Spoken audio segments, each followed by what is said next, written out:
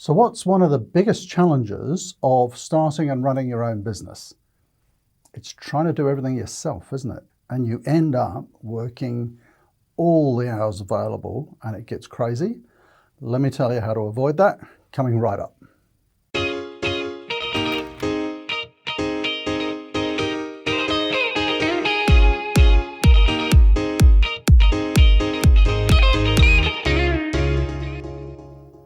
Okay, so I had this problem in my own businesses, in my consulting businesses, education businesses. When I started out, and you kind of have to expect this, you're going to be working really, really long hours. And what's long hours? Well, I mean, the standard working week is supposed to be 40 hours. I've never worked at so few hours since I had my own business. But in the startup phase, you're going to be working a lot.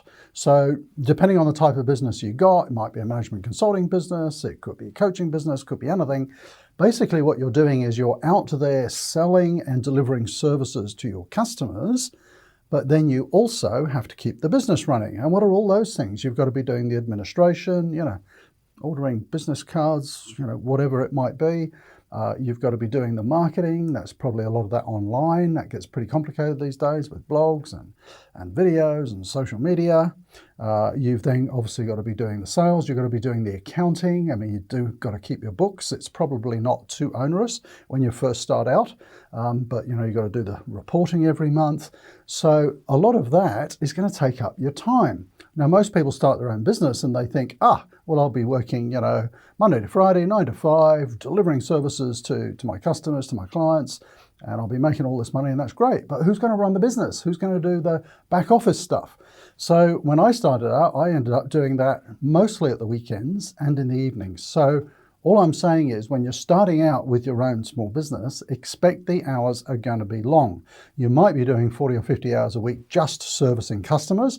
There's probably another 20 or 30 on top of that, just doing the administration, keeping up with the marketing and so on. So long days, 7-day weeks, that can be pretty much the norm when you're starting out.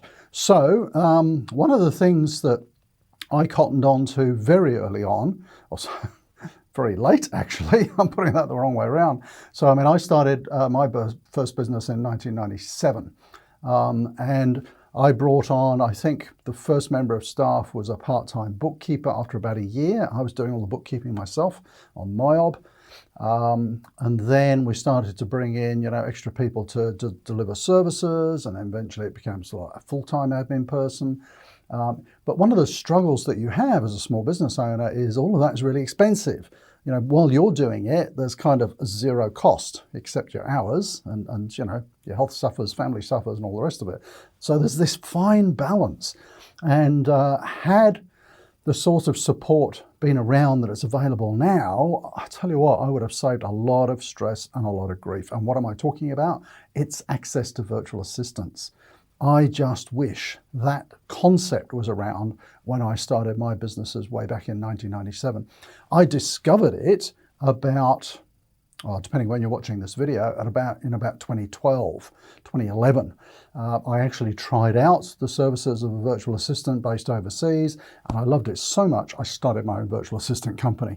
So let me just give you a quick rundown on how that works, because when you reach that tipping point and your hours are getting too much, what you should be doing is looking at what are the activities that I can now start to delegate.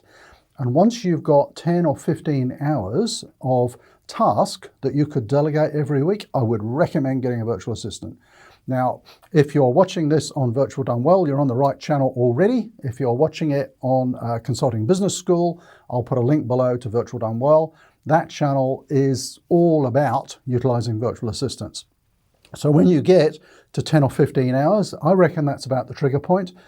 It's probably worth getting a full-time assistant, 40 hours a week, because then you can start loading them up with all sorts of other stuff that you didn't even have time to get to. So get over onto that channel, have a look at how to utilize those sort of support services, and that is really going to save you a lot of time, a lot of headache, and it's going to help you grow your business quicker. So remember, you do not have to work 80, 90, 100 hours a week to get your business off the ground like I did, 20 odd years ago. There is very cost-effective support around there now.